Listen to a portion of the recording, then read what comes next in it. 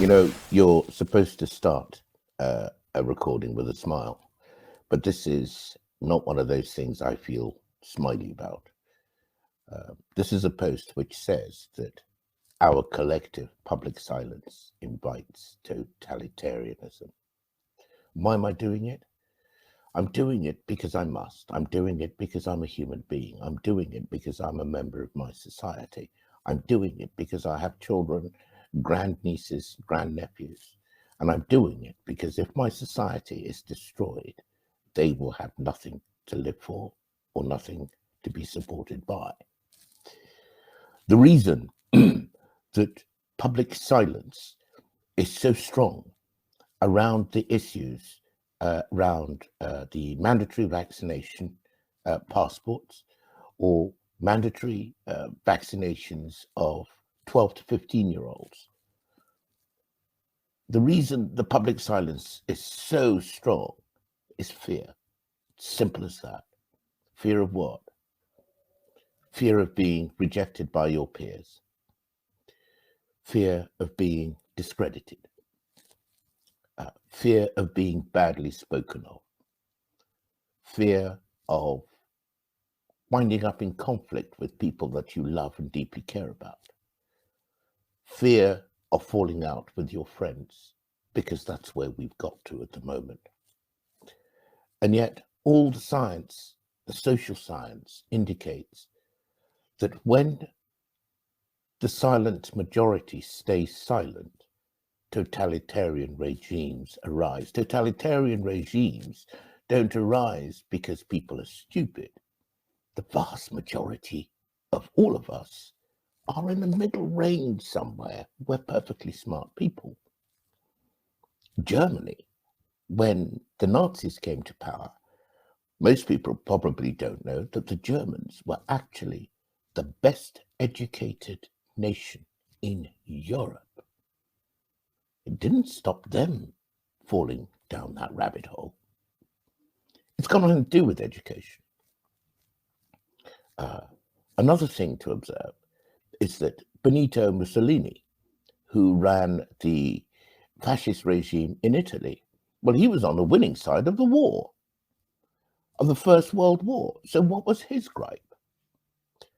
Then if you look on the other side, there was Joe Stalin, who killed millions of his own people in his various purges to create his one-party totalitarian state, which was communist Russia.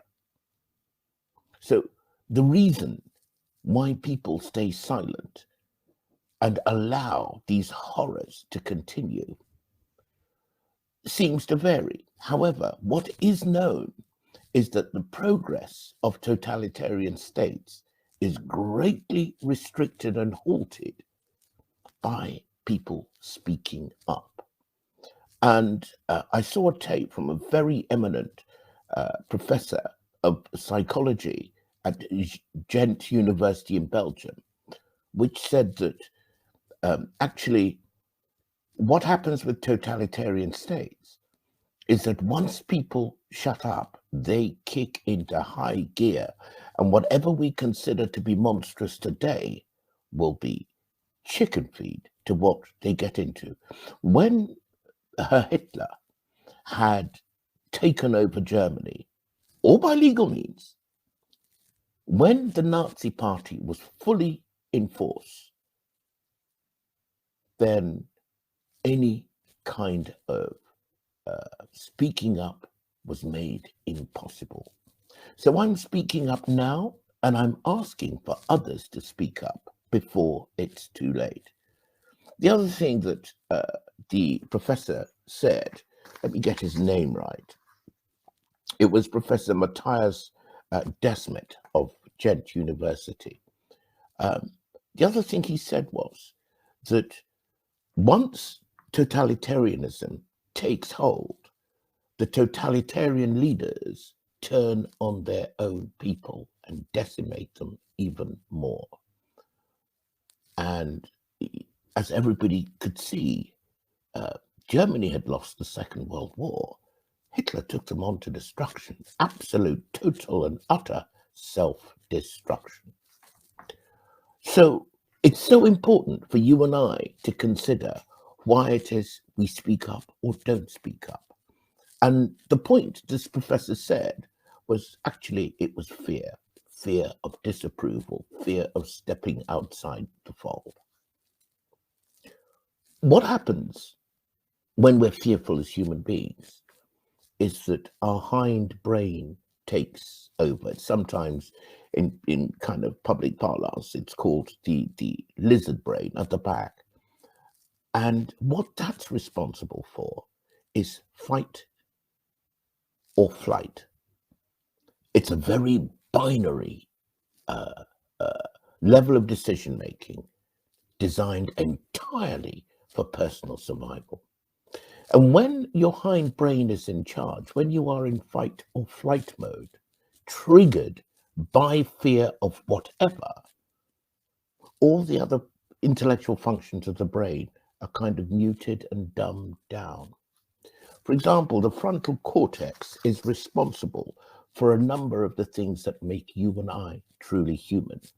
The frontal cortex, the frontal lobe, is responsible for impulse control, moral and social judgment, emotional expression, and empathy. These are the sophisticated decisions that social animals need to make to remain as social animals. Well, when you're in fight or flight mode, that ability is hugely dumbed down, and you get perfectly normal. In the case of the Germans in the Second World War, very well educated, very articulate people behaving as if they had no morality, no conscience, and everybody knows what the consequences were, especially for the Slavs, the Jewish folk, and people who were disabled in his quest to install the master race.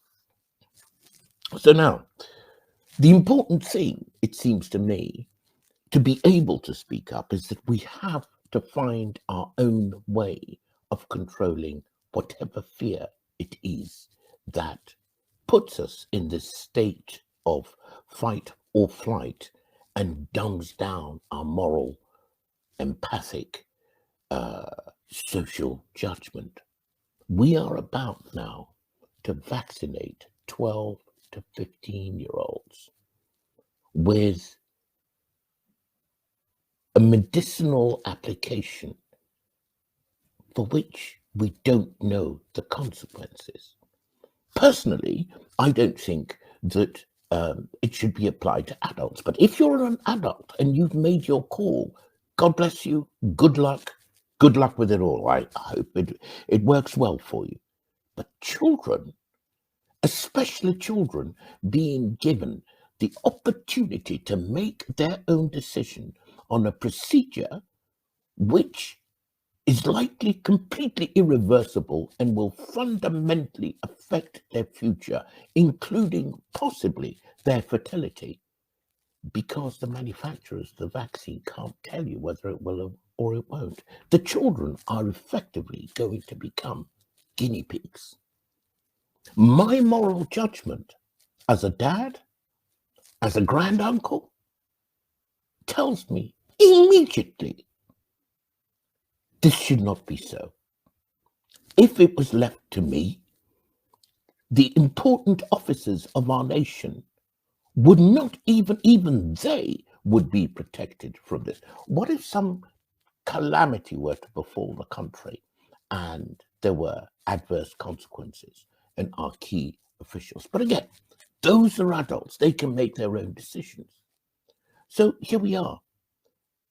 I know that everybody in this country is worried about the situation with vaccine passports and the situation with childhood vaccinations, with this experiment, what is still an agent with emergency use authorization here in the United Kingdom and in Europe.